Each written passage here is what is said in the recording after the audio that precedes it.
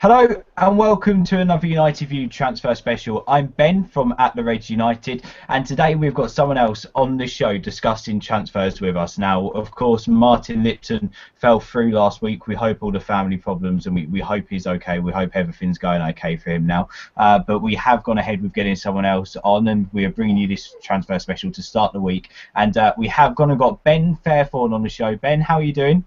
Yeah, I'm very well, thank you. Now, we've got to start with this because obviously when we were talking on Twitter, just tweets, we had a few people tweeting in going, oh, he's no good, he's just like Indy Kaida, he talks rubbish, blah, blah, blah, blah, blah.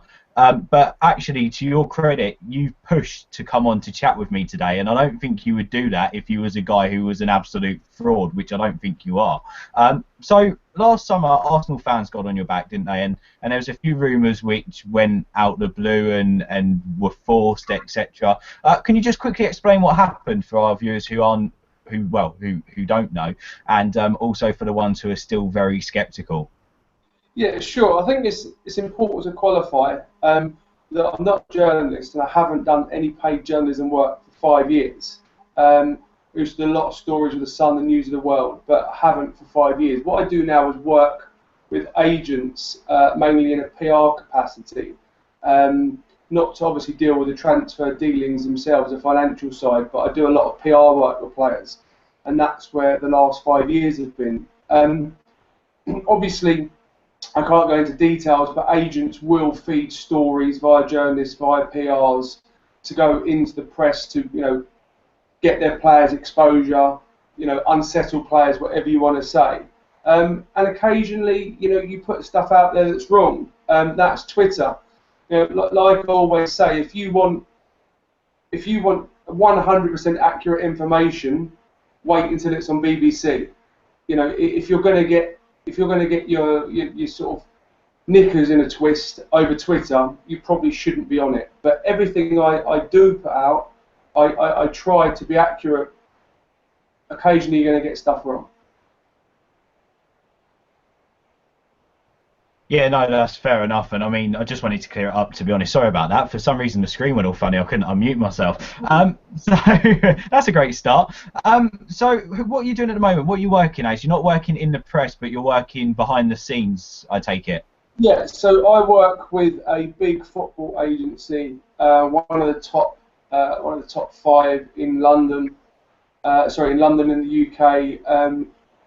Working with their players in a PR capacity, and I'm also working on a couple of brands that players have bought. So basically, businesses that players have bought to do more on when they retire. Obviously, I can't say too much about that. But yeah, I work with 2 or 3 ex-players on businesses that they're now doing. Okay, fair enough. Well, you do know your football, you do know your stuff, so let's get into it, shall we? Let's talk about some transfers. Who hasn't been linked with United and a move this January? It'd be hard to find someone who actually hasn't. But one name and one player who keeps getting linked to United. Peter was quite clear in saying that this transfer probably, if the injury wasn't there, would have happened in summer, and that's Kevin Strootman. Now, I'm looking at our midfield, and yeah, we could do with another world-class player in there. But do you reckon Strootman's a fit? Um, I think he's a fantastic player, and I think if there's pots of money there, he's a great addition. Um, I'm not sure it's exactly what you're crying out for. You've got plenty of flair, but to me, you still need a. It's probably old-fashioned to call them defensive midfielders now, more box-to-box. With Falcao, Di Maria, Rooney, Van Persie, you've got goals. You need a Roy Keane type player. They're few and far between. And the name probably isn't as sexy, but if I was a Manchester United fan and you were giving me the choice of Strootman or Schneidlin, I'd take Schneidlin every day of the week. And he was fantastic against United for Southampton. And I mean, as soon as that game finished, there were whispers about United thinking about him. Obviously, if you play well against United, you get linked to United. In terms of United going for Schneiderlin, do you reckon that would ever happen? I mean, I don't think anyone, 10 games in, thought Southampton were going to make top four. And to be honest, I'm going to put my neck on the line and say I still don't think they will. I think they will ultimately fall short. But one thing's for sure, they're not pretenders anymore. You've got to stand up now and respect what Southampton are doing. There's no point in Southampton selling Klein or Schneiderlin or any other of their players until the summer. They've got a real chance at top four. As you know in football, there are fees that clubs like Southampton, with all due respect to them, can't say no to. But will Schneiderlin join Manchester United, Arsenal, or any other Premiership? No, probably not. No? Do you reckon he'll go abroad then, or do you reckon... No, I think he will probably go to one of the big Premiership teams in the summer. All right, okay. Just not this window. Not this window. I mean, Chelsea don't need him. I wouldn't be surprised to see Arsenal and United do battle for him in the summer. Yeah, he is an Arsene Wenger player. He is an Arsene Wenger player. He's French. I know Arsenal have been in official contact with Southampton. To be clear, that wasn't this window or the last one. It was the summer before that.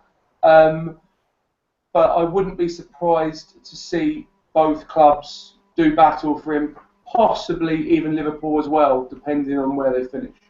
Yeah, well, I'm sure a lot of clubs after, if he carries on like he has done since the start of the season, there's going to be a lot of clubs very, very interested in him. He's a fantastic player.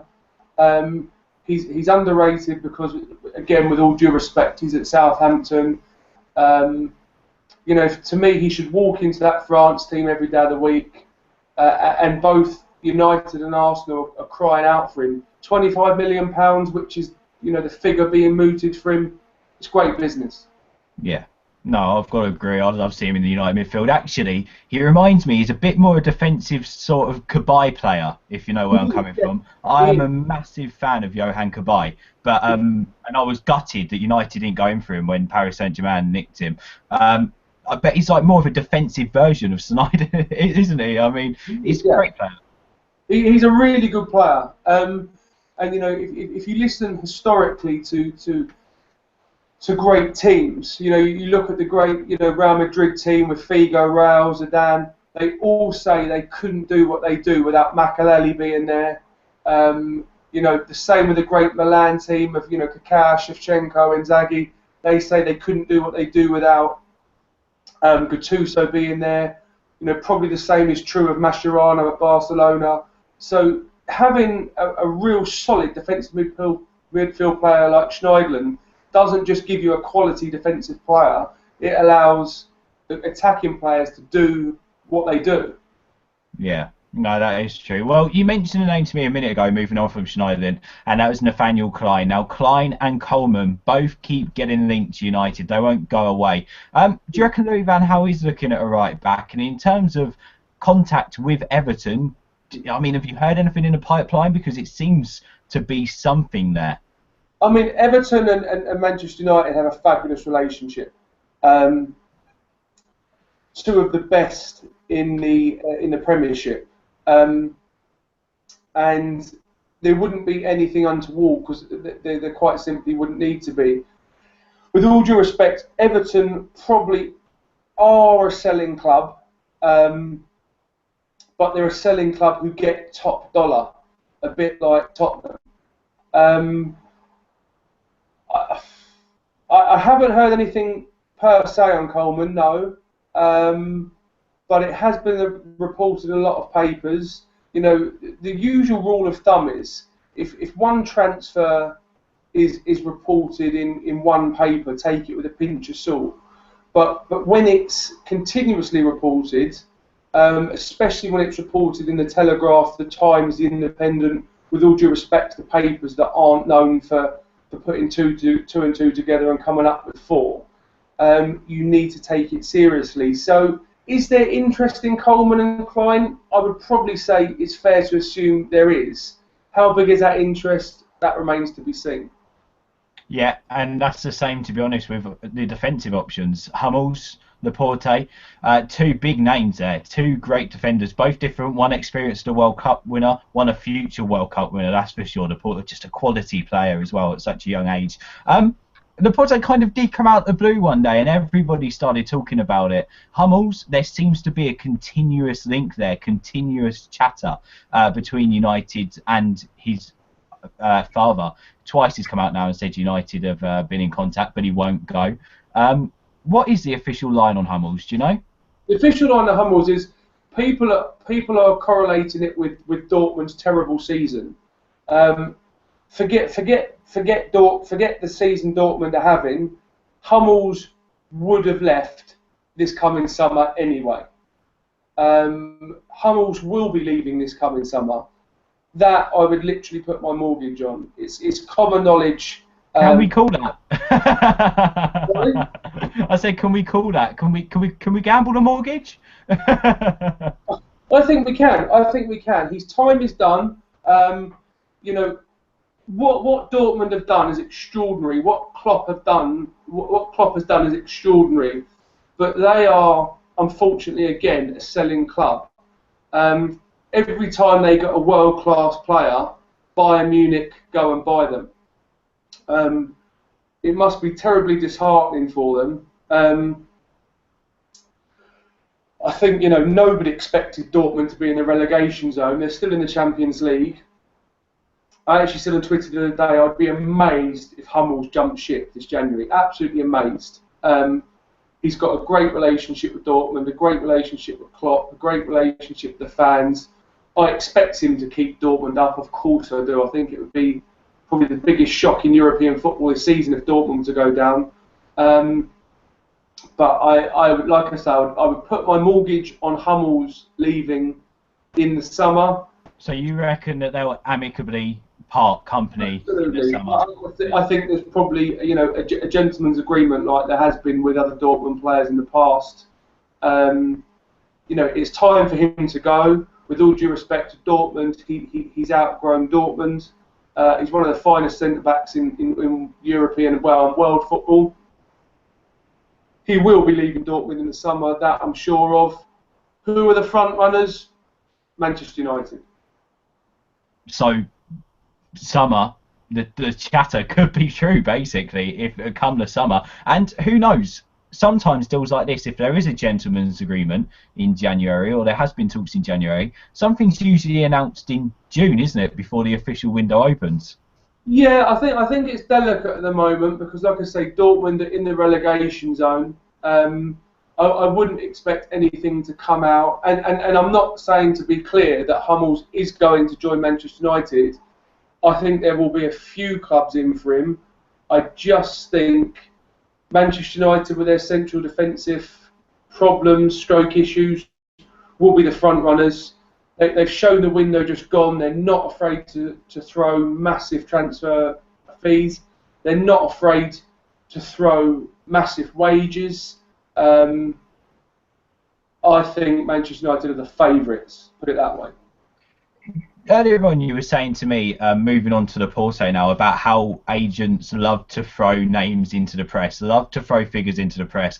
They've done it with you before. They do it with plenty of people on Twitter and in the press industry. Do you reckon the Laporte one is a bit of a, look, he's this old, we're Atletico Bilbao, we're not going to sell him, so let's throw something at the Spanish media and just get it out there? Possibly. I mean, obviously, I can't comment on situations I don't know about. But let's make no mistake. If Manchester United want a Bilbao player, any Bilbao player, they will get him.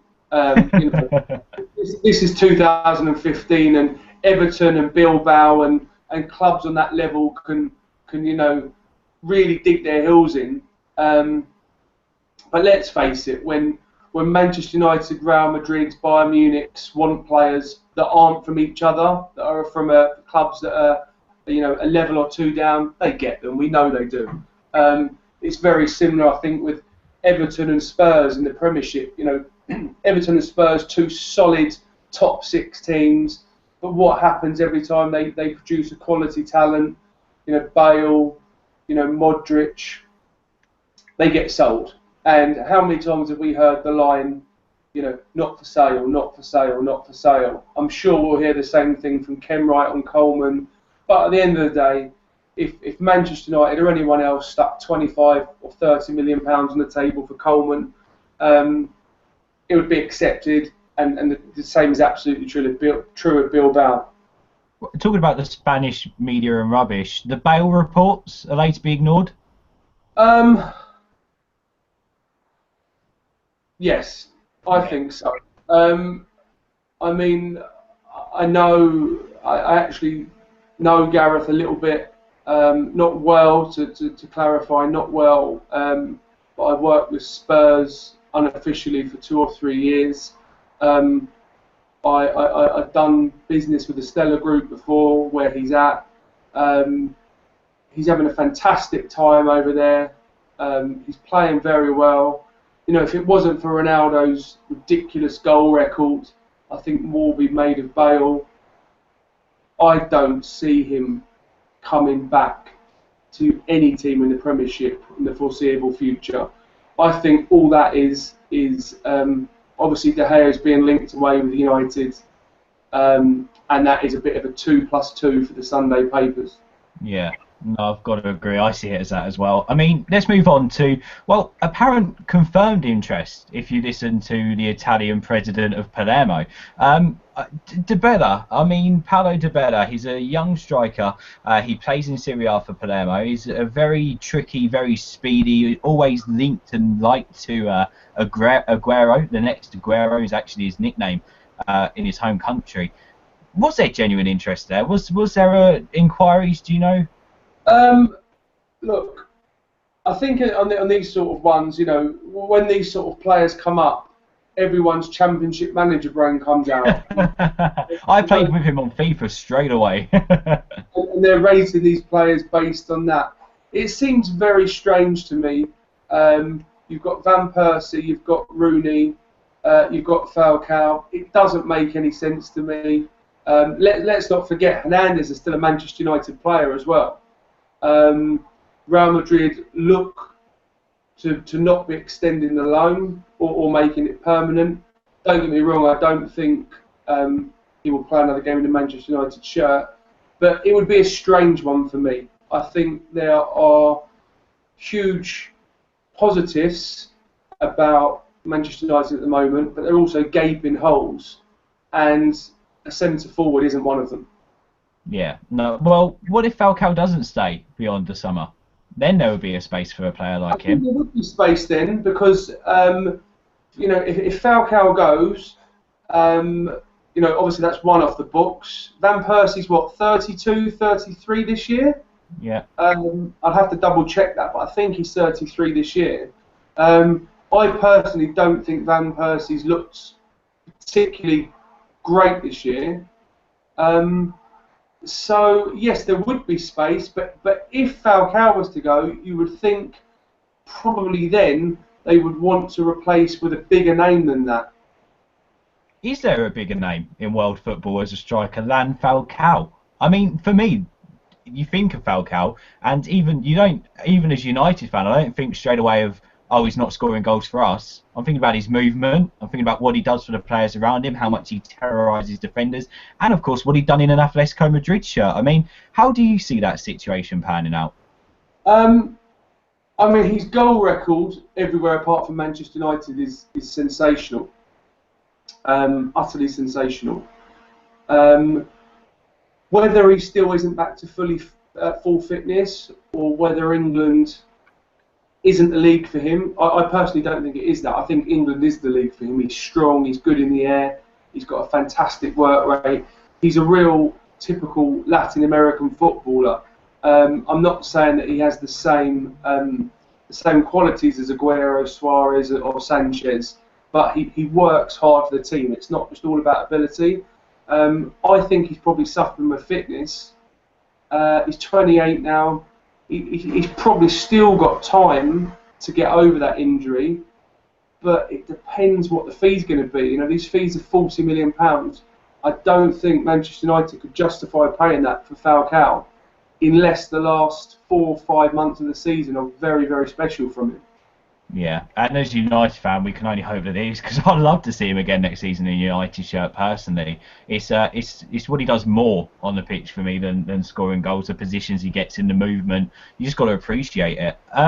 Let's talk about one final player then, and that is David De Gea. Now, how do you see this situation panning out? Loads of rumours that he's going to sign a new contract. Loads of rumours that Madrid want him. But at the end of the day, even if he does sign a new contract, it still doesn't mean he's not going to go. Well, So he doesn't. I think that's an important point to clear up. You know, so often, so many fans are delighted when a player signs a new contract, and it actually means nothing. What it does is it protects everyone. So you know, Pogba signed a contract recently at Juventus, and what that does is it's given him extra money for as ever long as he's there. It protects Juventus as a selling club, that, you know, they know they're not going to be turned over, because they can say, look, he's got X amount of years left. So even if De Gea does sign a new contract, I don't think that's any real reason for Manchester United fans to jump up and down with excitement, because it could just be an agreement that protects all parties. The way I see the situation is very simple. If he doesn't sign a new contract, he has to be sold in the summer. You can't risk a player of that quality being allowed to leave for free. Is it 18 months or 12 months he'll have left? well, his contract ends next summer, so he's got. So it's 18 months now. Yeah, so it'll be 12 months in the summer. Because Real Madrid are Real Madrid, if it was anyone else you were selling to, a player with 12 months left, you wouldn't get a great deal for. We know Real Madrid will play silly fees. So if he's not, if he doesn't sign the new contract, there's absolutely no doubt in my mind that it will leave in the summer. Absolutely no doubt at all. Yeah, it is worrying times for United fans, because personally, I don't know where we'd be this season without him, him in goal. And I think the other concerning thing is as well, is, you know, with perhaps the exception of Chelsea, most number twos in the Premiership aren't of great quality. Now, you can't imagine a player of Victor Valdez's quality has come in to sit on the bench. Peter said exactly the same. So has he had a conversation with Van Gaal, where Van Gaal has said, look, negotiations aren't going too well with De Gea, come and spend 6 months on the bench and you're going to be number one? Because I cannot imagine Valdez being happy on the bench. He would start for most of the top teams in Europe, bar maybe 5 or 6. Yeah. I'd be concerned if I was United. I would stick my neck out on this one, but if you'd asked me... You wouldn't put your mortgage on it then? I wouldn't do that, but if you were to ask me what shirt will he be wearing next season, I would say Real Madrid. Yeah, but it's just going to be one of those things, isn't it? We're just going to have to wait and see. It's going to be a very interesting summer. Quickly, Ben, on this window, we asked Peter the exact same question. Do you expect United to sign absolutely anyone? No, I don't. I said on Twitter the other day, the 2 players you wanted were Strootman and Hummels. Hummels is in a relegation dogfight with Dortmund. Roma are challenging Juventus for the title in Italy. I think both Dortmund and Roma would be incredibly silly to sell either of those players. I think they will be 2 players that will very, very much be on Manchester United's radar in the summer. I think Hummels will probably end up signing for Manchester United. But no, I don't expect Manchester United to do any business this window. And I don't think that is, to be fair, any huge concern for the fans, because United are in quite a nice position. They are obviously too far away to you know, challenge for the title, but at the same time they're probably going to finish in the top 4. You can't see them finishing outside the top 4. So the most important thing for Manchester United this year, with the players they signed, you know, and the money spent on transfer fee and wages, was to get back into the Champions League, which I think they'll do. Whether that be third or fourth doesn't really matter anymore. I expect them to have another huge summer, presuming they get back to the Champions League next year. I expect £100 million plus to be spent next summer if they're back in the Champions League. And I think next season they could potentially be title contenders. One. Sorry, mate, I was going to say, I had this conversation with a United fan the other day over Twitter because after Southampton game, I went absolutely mental. I lost it just for the fact that we're not playing well. But they made a good point that actually we're not set up to play well. We're playing a 3-5-2, which is just playing all the players we can, which would be the best players to get into our 11 at the moment. And we're being played to send out and at least get a point. That's right. Just to get something on the board. There is dead wood still there at United with all the obvious quality, Di Maria, Falcao, etc., etc. There is dead wood there, and I do expect the summer to be a huge window again for you. I think obviously these stories only come to light in the summer, and people don't want to think that deals are being done at the moment, but they are being done at the moment.